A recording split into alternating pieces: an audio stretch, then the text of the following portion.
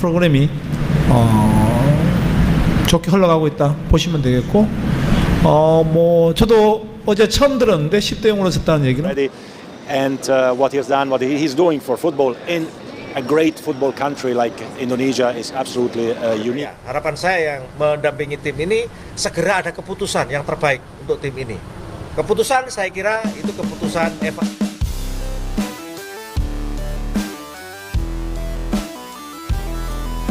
Yes, mantap! Kabar gembira datang tiba-tiba.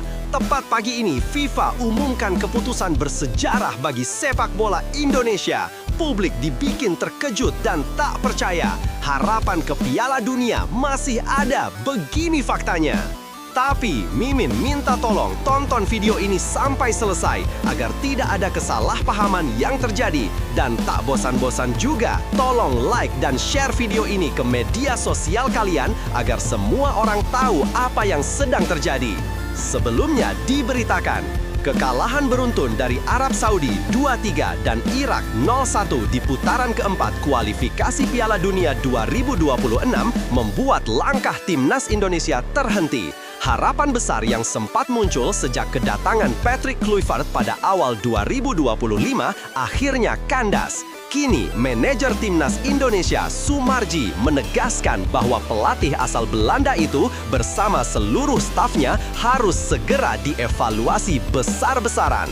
Berikut ini 5 fakta menarik di balik desakan evaluasi keras terhadap Patrick Kluivert dan tim pelatihnya. 1. Gagal total di putaran keempat kualifikasi Piala Dunia 2026. Patrick Kluivert datang dengan ekspektasi tinggi. Pelatih asal Belanda itu diperkenalkan pada 6 Januari 2025 untuk menggantikan Shin Tae-yong yang dipecat secara mengejutkan oleh PSSI. Namun, hasil di lapangan jauh dari harapan. Dalam 6 pertandingan di putaran keempat, Indonesia hanya meraih 6 poin. Tim Garuda hanya mampu menang melawan Cina dan Bahrain, sementara sisanya kalah dari Jepang, Australia, Arab Saudi, dan Irak. Secara statistik, performa Indonesia juga memprihatinkan. 6 gol dicetak, tapi 15 kali kebobolan. 2. Sumarji tegas, pelatih yang harus dievaluasi, titik. Kekecewaan Sumarji tampak jelas saat diwawancara di Bandara Soekarno-Hatta. Ia menegaskan bahwa yang perlu dievaluasi bukan para pemain, melainkan pelatih dan tim teknis. Tim pelatih yang harus dievaluasi, para pemain hanya menjalankan instruksi pelatih sesuai permintaan pelatih, kata Sumarji seperti dikutip dari Kompas TV. Baginya, kegagalan ini bukan sekedar soal hasil, tapi juga soal arah pembinaan tim nasional yang mulai kehilangan identitas setelah pergantian pelatih dari Shin Tae-yong ke Kluivert. 3. Dari harapan ke kekecewaan, janji manis Kluivert tak terbukti. Saat pertama kali diperkenalkan, Patrick Kluivert membawa semangat baru. Dengan nama besar sebagai mantan striker Barcelona dan timnas Belanda, banyak pihak percaya Kluivert bisa membawa Indonesia menembus Piala Dunia untuk pertama kalinya. Sayangnya, realita tak seindah ekspektasi. Gaya bermain yang diterapkan Kluivert dinilai tidak cocok dengan karakter pemain Indonesia. Alhasil, performa tim menurun drastis, bahkan lebih buruk dibanding era Shin Tae-yong. Kini, publik mulai mempertanyakan, apakah Kluivert benar-benar memahami potensi pemain Indonesia atau justru sekedar menjajal peruntungan di Asia? 4. Tim pelatih asal Belanda ikut terseret evaluasi. Sumarji menegaskan evaluasi tak hanya menyasar Patrick Kluivert, tetapi juga seluruh tim pelatih asal Belanda yang ikut dibawanya. Ia menilai soliditas tim pelatih belum mampu menyatu dengan kultur sepak bola Indonesia. Bahkan sejumlah laporan menyebutkan adanya komunikasi yang kurang efektif antara pelatih dan pemain selama latihan dan pertandingan. Kondisi ini memicu kebingungan di lapangan dan berimbas pada lemahnya koordinasi tim di laga-laga krusial. 5. Sumarji, saya tahu siapa yang layak untuk timnas. Sebagai manajer timnas sejak 2023, Sumarji bukan orang baru dalam skuad Garuda. Ia menyebut dirinya sudah mengikuti perjalanan tim sejak awal kualifikasi Piala Dunia 2026 zona Asia. Dengan pengalaman panjang itu, Sumarji menilai dirinya cukup tahu siapa pelatih yang benar-benar cocok untuk timnas Indonesia. Evaluasi yang harus dilakukan ya pelatih, titik. Tidak ada lagi tutupnya. Nah, sebelum lanjut mendengar berita ini, untuk para netizen, keluarkan satu kalimat pamungkas untuk menanggapi kabar ini. Menurut kalian, apakah kalian setuju dengan pernyataan Sumarji yang menginginkan Patrick Kluivert CS dipecat, mengingat masih ada agenda timnas Indonesia senior, yaitu FIFA Matchday bulan November dan Piala Asia 2027? Atau justru kalian punya pendapat lain? Ayo teman, berikan tanggapan kalian di kolom komentar. Bravo Timnas, bravo Patrick Kluivert, bravo PSSI. Ayo Garuda, buktikan bahwa level kita sudah dunia. Buktikan bahwa kita adalah raksasa Asia. Di sisi lain, jangan lupa juga satu kalimat khusus untuk Patrick Kluivert CS yang sedang berusaha keras memajukan sepak bola Indonesia. Silahkan tulis di kolom komentar. Ayo terbang tinggi Garuda. Mari kita lanjut teman-teman. Situasi ini memperlihatkan betapa rapuhnya fondasi pembinaan timnas ketika keputusan strategis diambil tanpa arah yang jelas. Keputusan mendadak memecat Shin Taeyong dan menunjuk Patrick Kluivert memang sempat dianggap langkah berani, tapi kini justru berbalik menjadi bumerang. Kegagalan di kualifikasi Piala Dunia bukan hanya soal taktik yang salah, melainkan soal hilangnya kontinuitas, adaptasi, dan kepercayaan antara pelatih dan pemain. Timnas Indonesia masih main pada 10 hingga 18 November 2025. Lawan siapa? Dan Patrick Kluivert masih memimpin. Sebelumnya diberitakan, kegagalan Timnas Indonesia melaju ke Piala Dunia 2026 memang menyakitkan. Namun, perjuangan belum berakhir. Skuad Garuda masih punya agenda penting di FIFA Matchday November 2025, 10 hingga 8 November. Pertanyaannya, siapa lawan yang akan dihadapi? Dan apakah Patrick Kluivert masih akan duduk di kursi pelatih kepala? Berikut 5 faktanya. 1.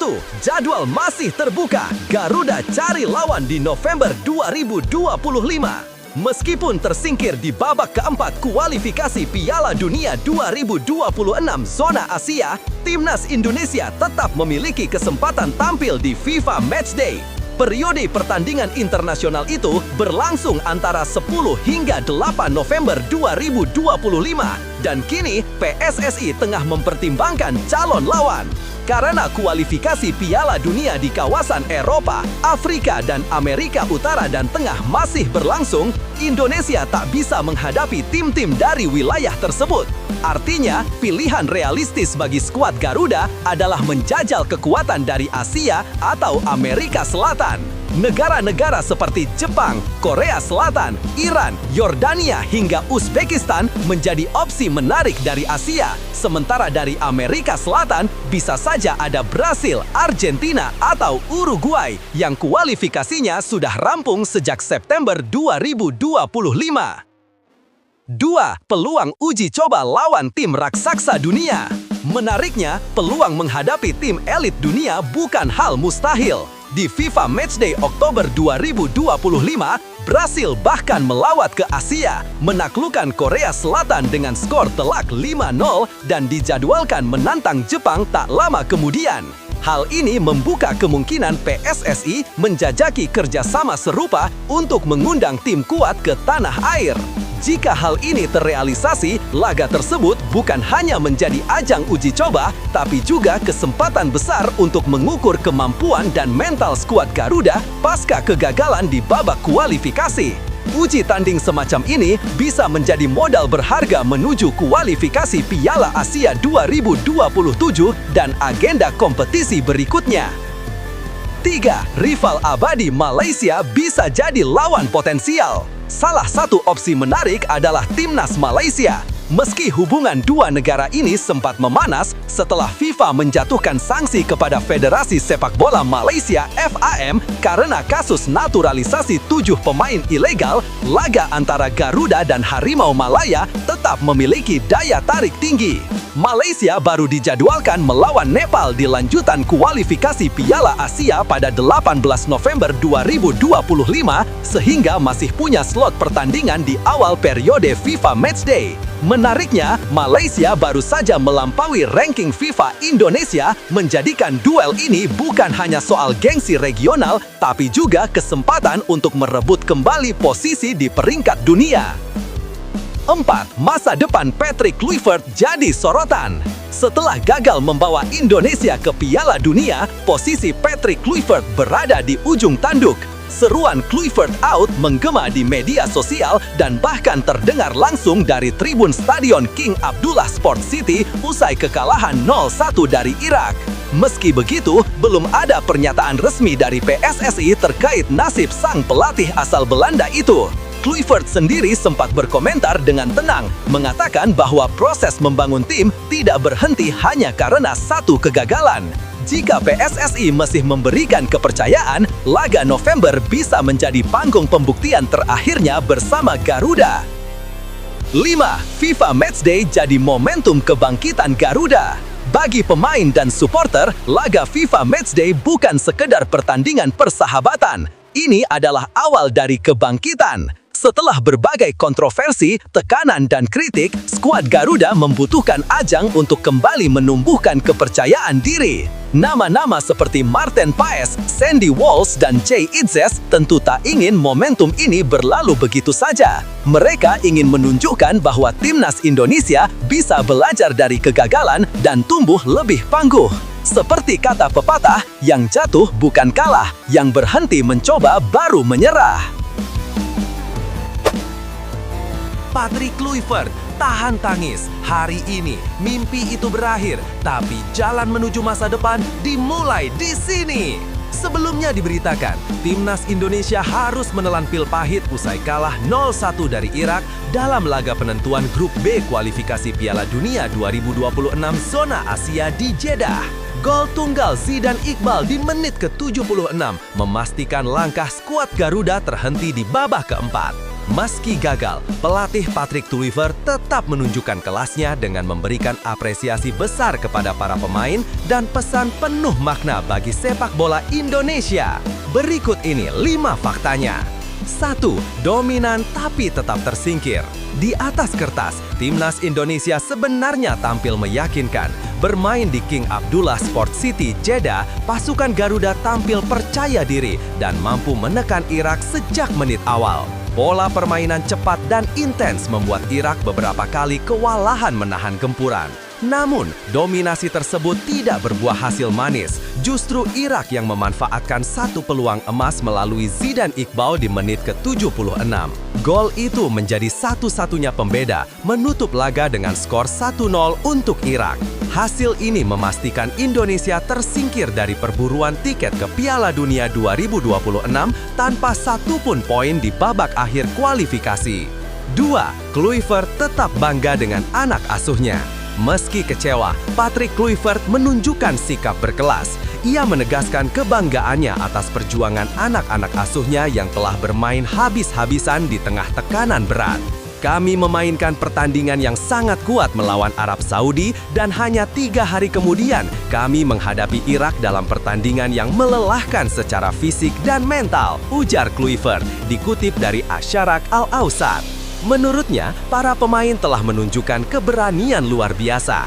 Mereka tak sekedar bermain untuk menang, tapi juga membela harga diri bangsa di panggung Asia. Meskipun demikian, para pemain menunjukkan keberanian dan semangat yang tinggi. Lanjutnya, 3. Tekanan berat dan mental baja timnas Indonesia. Perjalanan skuad Garuda di babak akhir kualifikasi bukan tanpa tantangan. Selain menghadapi lawan berat seperti Arab Saudi dan Irak, mereka juga menghadapi tekanan besar dari ekspektasi publik dan situasi di luar lapangan. Kluivert menilai hal itu justru menjadi pelajaran penting bagi pemain muda Indonesia. Ia menekankan bahwa pengalaman semacam ini akan membentuk karakter dan mental juara di masa depan. Tidak sedikit pemain yang menangis usai laga, namun bagi Kluivert, air mata itu adalah bukti cinta pada merah putih, dan cinta itu tidak pernah sia-sia. 4. Pesan menyentuh, ini bukan akhir tapi awal. Dalam pernyataan penutupnya, Kluivert menyampaikan pesan yang menyentuh. Ia meminta seluruh elemen sepak bola Indonesia untuk tidak larut dalam kesedihan. Hari ini, mimpi itu berakhir, tetapi jalan menuju masa depan dimulai di sini. Ucapan itu menjadi simbol semangat baru, bahwa kegagalan kali ini bukan titik akhir, melainkan fondasi untuk membangun generasi sepak bola Indonesia yang lebih tangguh, berani, dan disiplin di masa depan. 4. Dukungan mengalir untuk timnas. Meski gagal lolos, dukungan dari para supporter tetap mengalir deras. Banyak yang memuji perjuangan para pemain yang sudah memberikan segalanya di lapangan. Dari tribun hingga media sosial, doa dan semangat terus disuarakan. Pemain seperti Rizky Ridho dan Jay Itzes bahkan turut menyampaikan permintaan maaf dan janji untuk bangkit lebih kuat. Kami kecewa, tapi kami akan menegakkan kepala, ujar penyerang Ole Romeni dalam wawancara pasca pertandingan. Kegagalan ini memang menyakitkan, tapi atmosfer kebersamaan yang muncul di tengah kesedihan menjadi bukti bahwa timnas Indonesia kini telah memiliki identitas, berani, gigih, dan pantang menyerah. Tersingkir tapi tetap bangga, Justin Hubner bongkar arti sesungguhnya membela merah putih. Sebelumnya diberitakan, bek timnas Indonesia Justin Hubner akhirnya buka suara setelah namanya tak lagi masuk dalam skuad utama di putaran keempat kualifikasi Piala Dunia 2026 zona Asia. Pemain yang pernah menjadi andalan di era Shin Tae-yong ini berbicara dari hati ke hati tentang arti perjuangan, kebanggaan, dan mimpi besar sepak bola Indonesia. Berikut ini 5 fakta menarik dari pernyataan emosional Justin Hubner yang menggugah banyak hati pecinta Garuda. 1. Tetap profesional meski tak dapat menit bermain. Justin Hubner menunjukkan sikap profesional luar biasa meski harus menepi dari lapangan. Dalam 2 laga penting melawan Arab Saudi dan Irak, pelatih Patrick Kluivert lebih memilih duet Jay Itzes dan Kevin Dix di lini belakang. Meski begitu, Hubner tidak mengeluh. Ia menegaskan bahwa selama di timnas, dirinya selalu memberikan segalanya. Setiap sesi latihan, setiap pertandingan, bahkan saat saya cedera, tulisnya di Instagram. Pernyataan ini menunjukkan betapa besar cintanya pada Garuda meski tak selalu mendapat sorotan utama di lapangan. 2. Bermain untuk Indonesia adalah kebanggaan tak tergantikan. Dalam unggahan emosionalnya, pemain Fortuna Sittard itu menegaskan bahwa membela timnas Indonesia bukan sekadar karir, tapi sebuah kehormatan. Itulah seberapa besar arti bermain untuk negara ini bagi saya, tulisnya dengan nada haru. Kalimat sederhana itu menggambarkan rasa bangga dan dedikasinya yang dalam terhadap tanah air yang telah memberikan kesempatan besar. Hubner yang memiliki darah Belanda menunjukkan bahwa kecintaannya pada Indonesia bukan sekadar formalitas, tapi benar-benar datang dari hati. 3. Percaya Indonesia sedang tumbuh jadi kekuatan Asia. Hubner tak hanya bicara soal dirinya, ia menaruh harapan besar pada masa depan sepak bola Indonesia. Menurutnya, banyak pemain muda berbakat yang siap mengangkat nama Garuda lebih tinggi di kancah internasional. Negara kita bisa bermimpi besar karena ada begitu banyak potensi dan talenta di Indonesia, ungkapnya. Optimismenya menjadi sinyal positif bahwa regenerasi di timnas sedang berjalan baik. Ia percaya meski gagal lolos ke Piala Dunia 2026, masa depan sepak bola Indonesia masih cerah. 4. Apresiasi untuk rekan dan supporter setia Garuda. Kacau di Jakarta. Pengamat Belanda sebut Kluivert tak layak latih timnas Indonesia. Ini 5 faktanya. Sebelumnya diberitakan, Patrick Kluivert, pelatih asal Belanda yang ditunjuk memimpin timnas Indonesia di kualifikasi Piala Dunia 2026, kini menjadi sasaran kritik pedas dari tanah kelahirannya sendiri. Usai gagal membawa Garuda melangkah ke fase berikutnya, media Belanda Voetbal Primer memuat komentar tajam dari pengamat sepak bola Valentijn Driessen yang menyebut Kluivert dan jajaran staf Belanda di Indonesia tidak layak. Berikut ini 5 fakta menarik di balik kritik panas dari negeri kincir angin tersebut. 1. Kritik tajam dari Belanda, tidak layak. Usai Indonesia tersingkir dari babak keempat kualifikasi Piala Dunia 2026, suara keras datang dari pengamat sepak bola Belanda, Valentijn Driessen. Dalam wawancaranya dengan Voetbal Primer, ia menyoroti performa buruk Indonesia yang menurutnya memiliki kualitas lebih baik dari Irak, lawan terakhir di fase tersebut. Meskipun banyak sosok dari Belanda di semua level staf dan skuad, mereka disingkirkan Irak, ujarnya tajam. Driessen bahkan menyebut kekalahan itu sebagai tanda kegagalan total tim pelatih asal Belanda di Indonesia. Ia menilai, cepat atau lambat, mereka akan dipaksa angkat kaki dari Jakarta dengan cap tidak layak. 2. Performa timnas dianggap tak sebanding dengan potensi. Kritik tersebut bukan tanpa alasan. Banyak pengamat menilai bahwa dengan skuad yang diisi pemain naturalisasi serta talenta muda berbakat, Indonesia seharusnya tampil lebih meyakinkan. Driessen menilai kekalahan dari Irak memperlihatkan ketidaksiapan strategi dan lemahnya mental bertanding. Indonesia disebut punya potensi untuk bersaing, tetapi permainan yang ditampilkan di laga-laga terakhir menunjukkan kebingungan taktik dan hilangnya semangat kolektif yang selama ini jadi kekuatan Garuda. 3. Barisan orang Belanda di tubuh timnas Indonesia. Patrick Kluivert bukan satu-satunya sosok asal Belanda di tubuh timnas Indonesia. Ia didampingi Alex Pastoor dan Danny Lanzat sebagai asisten pelatih. Ada pula Alexander Zuirs sebagai direktur teknik, serta Jordi Cruyff yang berperan sebagai penasehat teknis. Selain itu, nama-nama seperti Simon Tahamata, Gerald Vandenberg, Reggie Vandenberg, hingga Tom Stevens turut mengisi berbagai posisi penting di tim. Dominasi darah Belanda ini awalnya dianggap membawa profesionalisme, namun kini justru menjadi sasaran kritik setelah kegagalan di kualifikasi Piala Dunia 2026. 4. Kegagalan di momen krusial. Kekalahan dari Irak menjadi puncak kekecewaan publik. Laga itu disebut sebagai momen penentuan, di mana Indonesia harusnya bisa mengamankan posisi untuk melaju. Namun, performa di lapangan jauh dari ekspektasi, minim kreativitas dan banyak kesalahan fatal. Kritikus menilai Kluivert gagal memanfaatkan momentum penting, padahal Indonesia sempat menunjukkan peningkatan signifikan di awal kepemimpinannya. Kini, kegagalan tersebut menimbulkan pertanyaan besar, apakah PSSI masih akan mempertahankan Kluivert atau mulai mencari sosok baru di kursi pelatih? 5. Masa depan Kluivert dan evaluasi besar PSSI.